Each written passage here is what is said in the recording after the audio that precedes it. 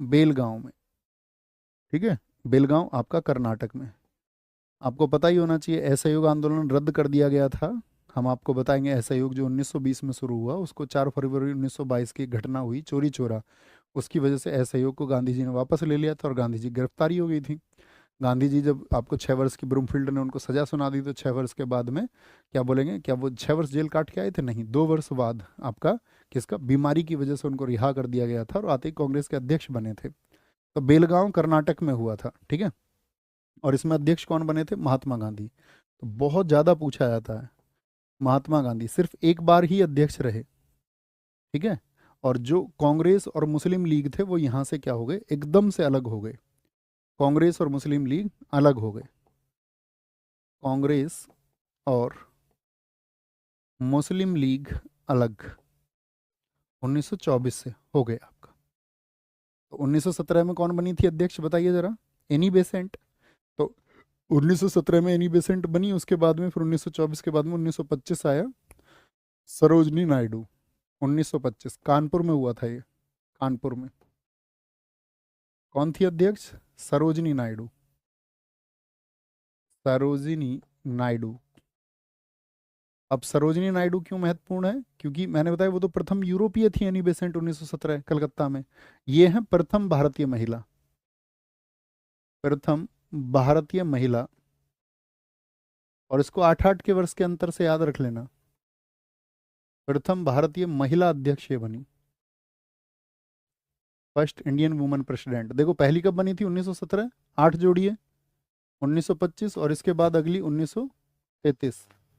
तो 8-8 जोड़ लेना इनमें महिलाओं के लिए, 8-8 महिलाएं सारी याद रहेंगी। कौन सी कब बनी? कलकत्ता, और फिर बनी कानपुर में, और फिर 1933 फिर कलकत्ता। तो 1925 में पहली महिला अध्यक्ष बन गई है, ठीक है, सरोजिनी नायडू। 1926, 1926 ये हुआ था आपका गुवाहाटी में। गुवाहाटी कहाँ पर पड़ता है? गुवाहाटी पड़ता है आपका असम में। अब तक कोई भी नहीं हुआ था आपका, अगर मैं बात करूं पूर्वोत्तर भारत में ये पहला है। नॉर्थ ईस्ट में, नॉर्थ ईस्ट में ये पहला अधिवेशन था। इससे पहले कोई अधिवेशन नॉर्थ ईस्ट में नहीं हुआ था। पूर्वोत्तर भारत में पहला कि भाई इनकी भागीदारी भी बढ़े। और इसके जो अध्यक्ष थे वो थे श्रीनिवास आयंगर। श्रीनिवास आयंगर, और श्रीनिवास आयंगर जी को यहाँ पे अध्यक्ष बनाया गया। और एक अनाउंसमेंट हुआ कि कांग्रेस के जितने भी नेता हैं इन सबको खादी पहनना अनिवार्य है।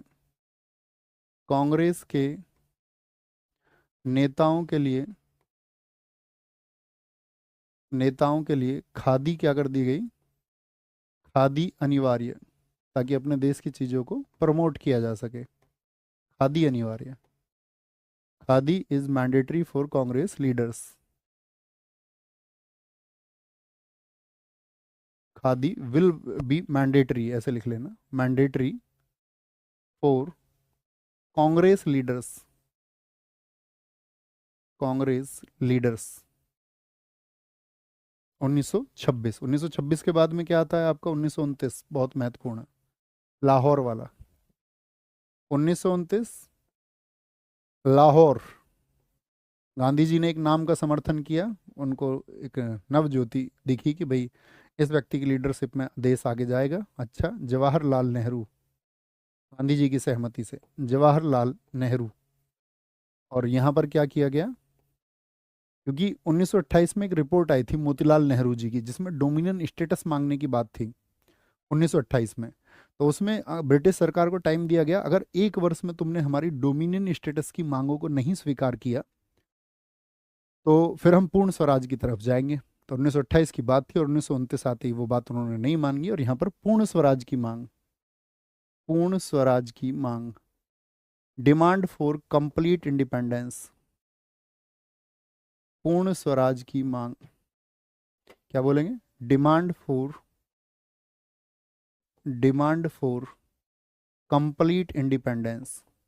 इन घटनाओं को मैं पूछूंगा आपसे, जब हम विस्तार से इन चीज़ों को पढ़ेंगे तब आपसे फैक्ट वाइज पूछूंगा मैं चीज़ें। Demand for complete independence.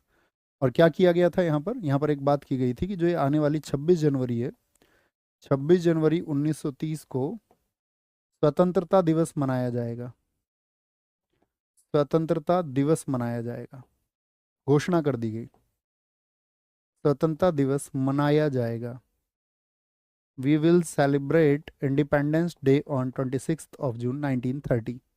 26 जनवरी, 26 जनवरी। अब 26 जनवरी को हम क्या मनाते हैं? अब हम 26 जनवरी को गणतंत्र दिवस मनाते हैं अपने संविधान की वजह से। ओके, बहुत बढ़िया।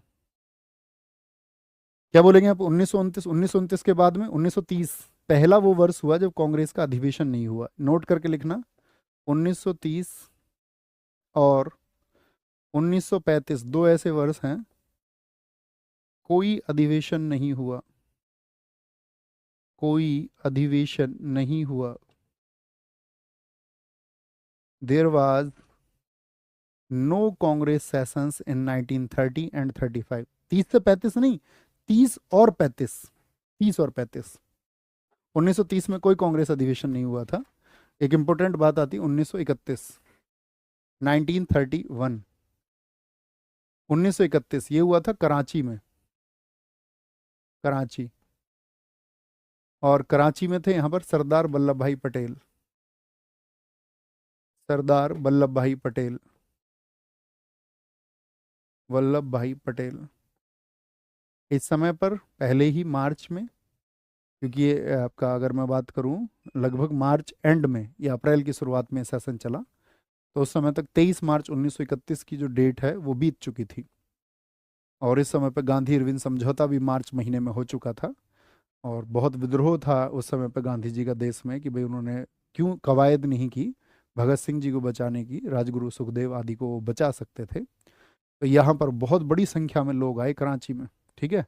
और कराची में जब वो आए तो गांधी जी को काले झंडे यहाँ पर दिखाए गए। तो किस अधिवेशन में, क्या बोलेंगे? गांधी जी को काले झंडे दिखाए गए, black flags to Gandhi. Gandhi ji को काले झंडे किस अधिवेशन में दिखाए गए? काले झंडे। दूसरी बात, यहीं पे गांधी जी का कथन आया एक, क्या कथन देते हैं गांधी यहाँ पर? गांधी जी का कथन, एक स्टेटमेंट आया। उन्होंने एक स्टेटमेंट दिया था, गांधी मर सकते हैं लेकिन गांधीवाद नहीं। गांधी मर सकते हैं, गांधी मर सकते हैं लेकिन गांधीवाद नहीं, लेकिन गांधीवाद नहीं। गांधी कैन डाई पर गांधीज्म नॉट, गांधीवाद नहीं, गांधीवाद नहीं। यही वो अधिवेशन है जिसमें किसानों के लिए मौलिक अधिकारों की बात की गई।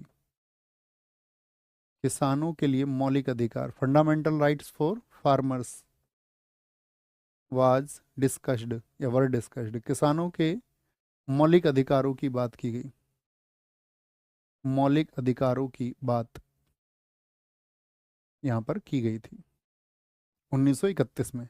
31 के बाद में सबसे इंपॉर्टेंट है आपका 1937, 1937।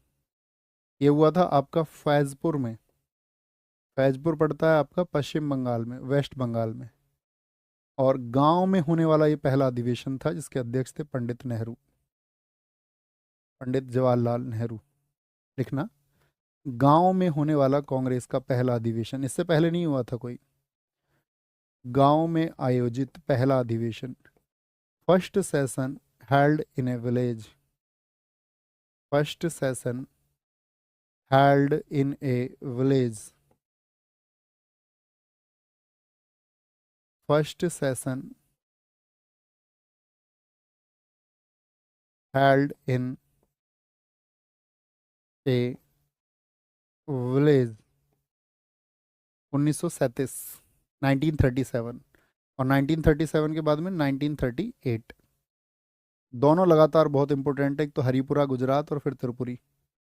हरिपुरा गुजरात, हरिपुरा गुजरात में सुभाष चंद्र बोस जी की बहुत लोकप्रिय छवि थी। सुभाष चंद्र बोस, सुभाष चंद्र बोस अध्यक्ष बने थे। और यहाँ पर एक डिमांड की गई थी, याद रख लेना, देसी रियासतों के, देसी रियासत जितने भी हमारे यहाँ पर प्रिंसली स्टेट्स थे, देसी रियासतों के स्वतंत्रता आंदोलन, स्वतंत्रता आंदोलन को समर्थन देने की बात यहाँ पर की गई। आंदोलन को समर्थन, support to princely states, support to princely states independence movement, Subhash Chandra Bose. अब लेकिन सुभाष चंद्र बोस जी आप जानते ही हैं कि वो एकदम से गांधीवादी छवि के नहीं थे। उनका जो है स्टाइल अलग था। जब सुभाष चंद्र बोस जी को पढ़ेंगे तो आप जानोगे इन सब चीज़ों को। तो इसी बातों को लेकर के क्या हुआ फिर अगले वर्ष में गांधी जी इनसे नाराज हो गए कि भाई ये तो अध्यक्ष नहीं रहने चाहिए। लेकिन फिर कांग्रेस में चुनाव होने की स्थिति आ गई यहाँ के बाद में, और फिर वो चुनाव हुए 1939 में। ये भी एक गांव में ही होने वाला अधिवेशन था जो त्रिपुरी में हुआ था। त्रिपुरी, इसी को कांग्रेस का त्रिपुरी संकट भी कहते हैं। त्रिपुरी एमपी में इस बार कांग्रेस के चुनाव हुए, लेकिन फिर भी जीत किसकी हुई? सुभाष चंद्र बोस जी की। और गांधी जी के जो फेवरेट कैंडिडेट थे उनका क्या नाम था? गांधी जी के फेवरेट कैंडिडेट थे बी पट्टाभी सीतारमैया। और गांधी जी ने खूब प्रचार किया उनके लिए कि अगर बी पट्टाभी सीतारमैया की जीत हो गई, सॉरी बी पट्टाभी सीतारमैया की हार अगर हो गई तो वह मेरी हार मानी जाएगी। महात्मा गांधी जी ने कांग्रेस कार्यकारिणी के सभी लोगों से कहा। लेकिन फिर भी 1580 वोट मिले थे सुभाष चंद्र बोस जी को, और बी पट्टाभी सीतारमैया को मिले थे 1377, यानी 1377 वोट। समझ रहे हैं आप? यानी इसका मतलब हो गया 203 वोटों से, 203 सदस्यों के वोट फिर भी ज़्यादा रहे सुभाष चंद्र बोस जी के लिए। तो इस तरह से सुभाष चंद्र बोस आ गए। गांधी जी तो नाराज हो गए इस बात से, है ना। तो क्या हुआ कि गांधी जी के प्रभाव की वजह से कांग्रेस के राष्ट्रीय कार्यकारिणी के बहुत सारे सदस्यों ने इस्तीफा दे दिया। तो फिर सुभाष चंद्र बोस जी ने भी पार्टी को छोड़ दिया। और फिर उस समय आप जानते हैं उन्होंने फॉरवर्ड ब्लॉक को बनाया था कि हम ये अलग नीतियों से चलेंगे। और सुभाष चंद्र बोस जी 1939 में अध्यक्ष रहे। और इनके स्थान पर कौन बने थे अध्यक्ष जब इन्होंने पार्टी को छोड़ दिया? तो आप समझ गए होंगे इन्होंने क्यों छोड़ दिया। इनके स्थान पर राजेंद्र प्रसाद अध्यक्ष बने थे। राजेंद्र प्रसाद अध्यक्ष बने थे। याद रख लेना, यहाँ पर इन्होंने इनके जो प्रतिद्वंदी थे, याद रखना, बी पट्टाभी सीतारमैया को हराया था। बी पट्टाभी सीतारमैया को को हराया था। ये गांधी जी द्वारा समर्थित थे, हराया था 1939। तुम्हारे विचार बहुत मजबूत होने चाहिए। कभी तुम ये मत सोचना कि जो तुमसे विपक्ष में व्यक्ति है ना, तो उसके हाथ पर, ऐसे नहीं बोलते यार उसके सिर पर तो कोई बड़ा हाथ है। तो ये बिल्कुल जरूरी नहीं होता कि किसी को कोई बिग सपोर्ट है तो हमेशा विजय उसी की होगी। अगर आपके विचार जबरदस्त हैं तो आपके पक्ष में भी लोग आएंगे और उस एक प्राचीन शक्ति को उखाड़ के फेंक दिया जाएगा। 1940 रामगढ़, उस समय तो बिहार में था लेकिन वर्तमान में ये पड़ता है झारखंड में। रामगढ़ झारखंड में, क्योंकि सेकेंड वर्ल्ड वॉर कब से कब तक चला था आपको ये पता होना चाहिए। सेकेंड वर्ल्ड वॉर, द्वितीय विश्व युद्ध 1939 से 45,